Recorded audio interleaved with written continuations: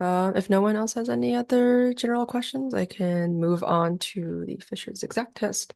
Okay. So Fisher's exact test is a statistical test to determine if there is a significant relationship between two or more categorical variables.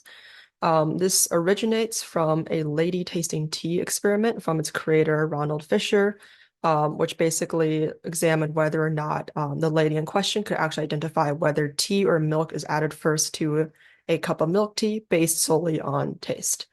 So it's been around for a while, and it's still a common approach for quantifying overrepresentation between sets specifically.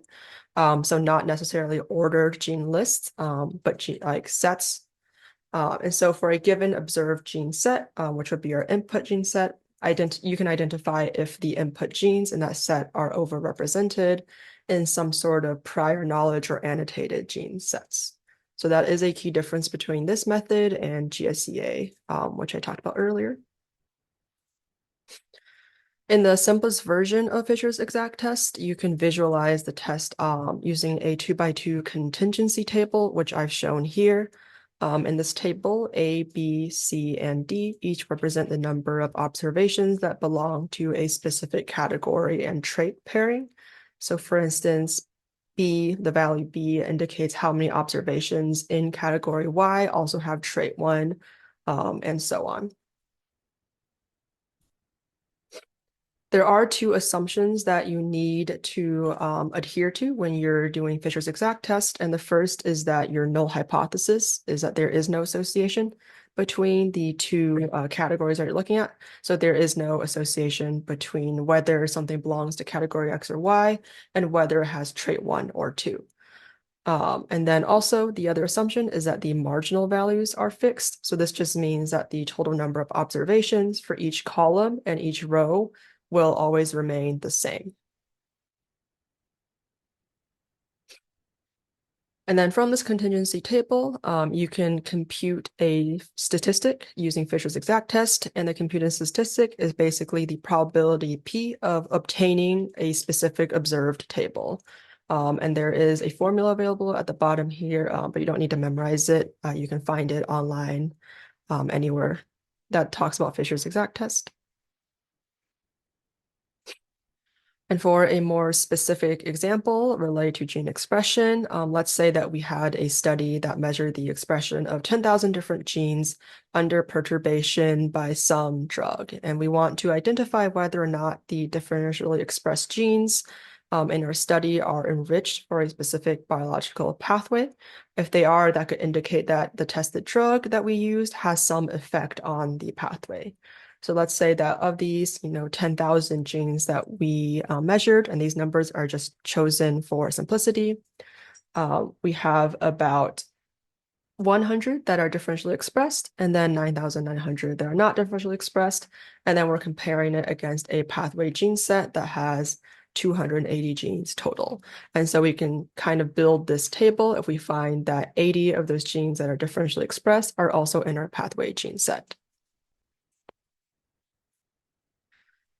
So here you might say that since 80 of the 100 differentially expressed genes are in the gene set that we're interested in, that looks by eye to be pretty enriched or pretty significant, but it is pretty hard to tell. So what would you say if maybe only 50 of those genes were in the comparison pathway set? It would be a little less, clear whether or not that drug affects that pathway or whether these results have any sort of significance.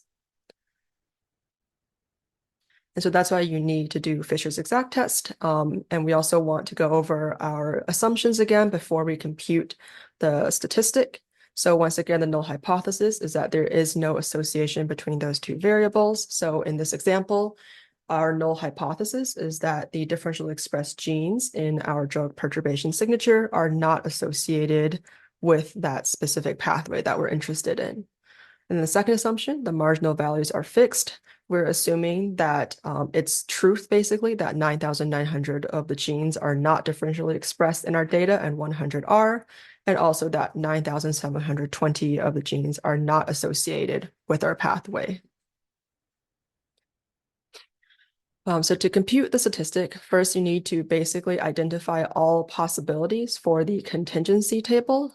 So here you can look at, what if only one gene is differentially expressed and in the pathway set? What if two genes are differentially expressed and in the pathway set? So on and so forth. Note that not all the possibilities are equally likely. So here I've only drawn out one table for each of the possible tables, but think about how many different ways we could have one gene that is differentially expressed and in the pathway gene set. So every single gene could potentially be the one gene that is both differentially expressed and in the pathway gene set. So these probabilities are not equal from table to table. So just keep that in mind. And so for our table, we basically want to count the possibilities. And so without replacement, how many ways are there to select 80 differentially expressed genes out of the 280 that are in the pathway gene set?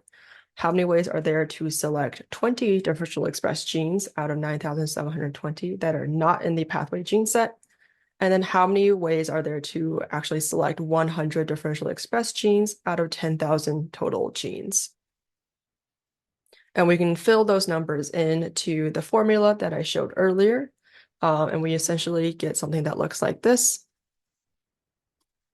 And if we actually run the computation, we get this very small probability of observing this specific table of results that we get, which is 1.04 times 10 to the negative 109. So this is obviously very low. But if you had like maybe a less small probability, how do you know actually how low the probability is of observing these results? So how significant are these results? That's where the hypothesis test will come in. And this will basically tell you how significant your result is. So usually we look at a one-sided hypothesis test. So how likely is it to see results that are at least as extreme as the results that we've observed? So how likely it is that we see at least 80 genes that are both differentially expressed and in the pathway gene set. And so in order to compute that probability or that significance, you can sum the probabilities of the table that we observed. So that value that we calculated earlier, which is the probability of seeing that table that has 80 genes that are differentially expressed and in the pathway gene set. And then also you want to sum all the probabilities of the tables where more than 80 genes are differentially expressed and in the pathway gene set. So if you think about it this way, in this hypergeometric probability distribution, P basically marks on this graph where our observed results fall.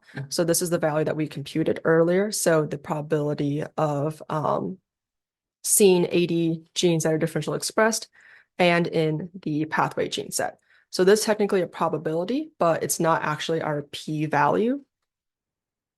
Our p-values is actually what you get from summing that probability with the other probabilities that are at least as extreme as that observed result. So this is pretty, if you've worked with statistics or hypothesis tests before, this is the standard definition of the p-value, I believe. But this is just another way of thinking about it with respect to Fisher's exact test. Because while you do get a probability of that table, your significance of that result is determined from actually the p-value and not from the probability itself, if that makes sense. And so you can also do a two-sided hypothesis test, and this is usually computed by summing the probabilities for all tables with probabilities that are less than or equal to the probability you got from that observed table. So instead of just looking at one end of the extremes, you're now kind of looking at two ends of the extremes.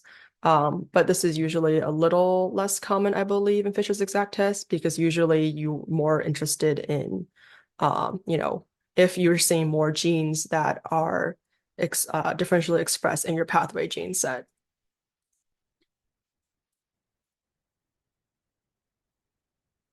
There's also hypothesis correction, which I will briefly touch on. I think this might have also been covered in last week's lecture. But it's important to know that low p-values could occur just by chance, and this is known as a type 1 error. And the rate at which these errors occur is the false discovery rate. And one intuitive way to visualize this is that let's say you have a bag of 100 different like bouncy balls and you have 99 blue and one red. If you take out enough balls, you will get the red one eventually, and that quote unquote could be your type 1 error, right? So you've gotten the red ball and you think that the red balls are uh more popular or populated in the bag than the blue balls. However, multiple hypotheses testing will also increase the false discovery rate. So this is particularly important in biological analyses because often you're comparing an input gene list not just against a single gene set, but you're comparing it against multiple gene sets. Like I mentioned earlier, sometimes you're comparing it with a gene set library that could have hundreds or thousands of different gene sets. And because you have more comparisons, you're actually more likely to find a significant association by random chance just because you're making more comparisons. And so it's important to have some sort of a hypothesis correction method to control that false discovery rate. And so the most common two are the Bonferroni correction, which basically scales the significance level of your hypothesis test by the number of hypothesis tests that you're actually doing. And then there's also the Benjamini-Hochberg or the BH procedure. And this is the Bonferroni method, which is adapted to account for a desired false discovery rate that you want to maintain in your analysis.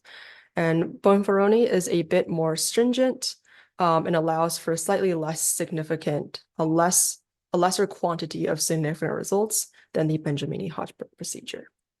But most methods that perform Fisher's exact test will also have methods to correct for multiple hypotheses testing built in as well. So in summary, the Fisher's exact test is a method for computing overrepresentation between two sets and is commonly applied to gene set enrichment analysis as well. It differs from GSEA in that you can compare an unranked, unordered gene set instead of a ranked signature. This test is used in Enricher, which is a tool by our lab, and it's also implemented in several modern statistical packages. So it is a built-in function in the R stats package, I believe. And then most Python statistical packages also have it. The one that I use, I think, in the demo later is the stats.fisherexact function from the SciPy package. And if you're interested in further reading, there's many different resources for reading about Fisher's exact test on Wikipedia, Pathway Commons. You can also read more about multiple comparisons problem and multiple hypotheses testing as well.